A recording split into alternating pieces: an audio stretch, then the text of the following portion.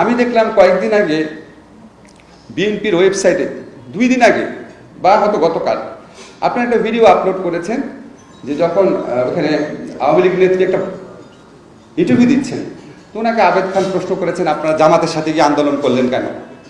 উনি কি উত্তরটা দিয়েছে জানেন?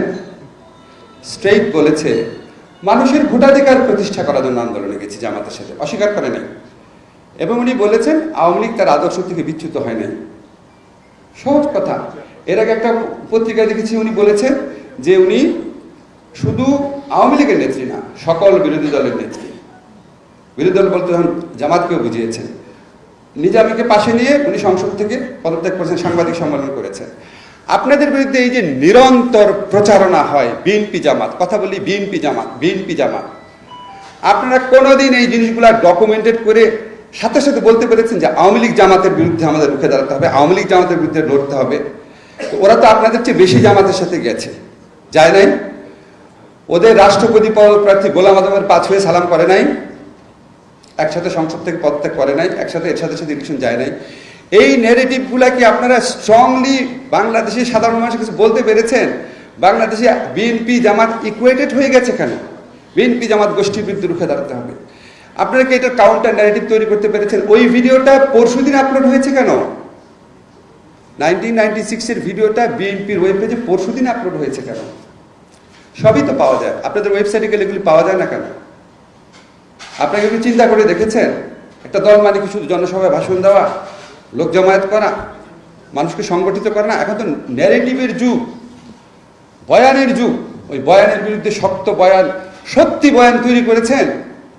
আমি মাঝে মাঝে দেখি যে আমার খুব দুঃখ লাগে যে অন্য পক্ষ থেকে প্রশ্ন তোলা হয় যে 1971 সালে বেগম জিয়া কোথায় ছিলেন। এই প্রশ্নটা আপনারা তুলতে পারেন না? 1971 সালে আপনি কোথায় ছিলেন? কেন তুলেন না? আমি আশ্চর্য লাগে, কেন তুলেন না? এত জঘন্য মিথ্যাচার, এত জঘন্য অপপ্রচার হয়, এটার উত্তর দেওয়ারও একটা নৈতিক ইয়ে অনুভব করেন না? বিচ্ছিন্নভাবে দেন, বিচ্ছিন্নভাবে দিয়ে শহীদুদ্দিন আইনি জেলেও গেছে, এটা তো কোনো মূল্য নাই। আপনাদের রিসার্চ সেল কই? আপনার ওয়েব পেজটা কই? আপনি বলেন যে আচ্ছা আমার তো নিউজ প্রচার করে না সরকারি গণমাধ্যম, আপনি একটা বিএনপি টিভি নামে একটা অনলাইন টিভি করেন না, সমস্যা কি? নামই দেন বিএনপি টিভি, শক্তিশালীভাবে করেন না। আপনাদের কি লোক কম আছে? লন্ডন থেকে একটা ফোন পেয়েছে, উনি একদম বড় নেতা হয়ে গেছে, কিছুদিন পরে উনি মন্ত্রী হয়ে যাবে। মানে ভাবটা হচ্ছে নিজের স্বার্থ চিন্তা।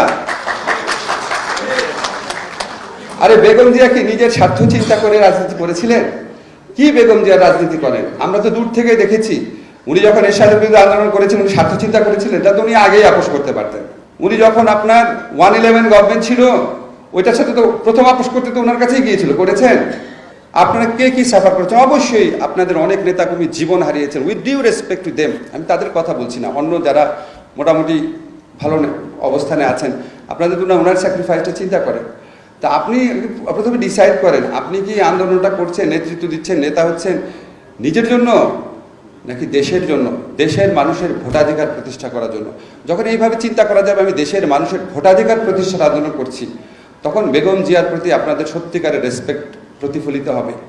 উনি মানুষের ভোটাধিকারের আন্দোলন করেছেন। বাংলাদেশের মানুষ আজকে ধরেন 20-30 বছর পর আমরা কেউই থাকবো না, মরে যাব, কিন্তু এইটুকু বিশ্বাস আমার আছে, জীবনে পড়াশোনা তো কম করি নাই, যে যদি কোনোদিন বেগম জিয়ার সত্যিকারের মূল্যায়ন হয়, এই যে গণতন্ত্র ভোটাধিকার প্রতিষ্ঠার আন্দোলনের অবদান অবশ্যই ওটা স্বর্ণাক্ষরে লেখা থাকবে।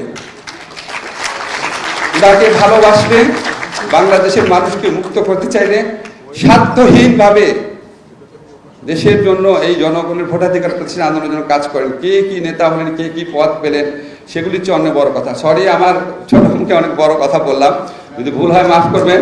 ধন্যবাদ সবাই।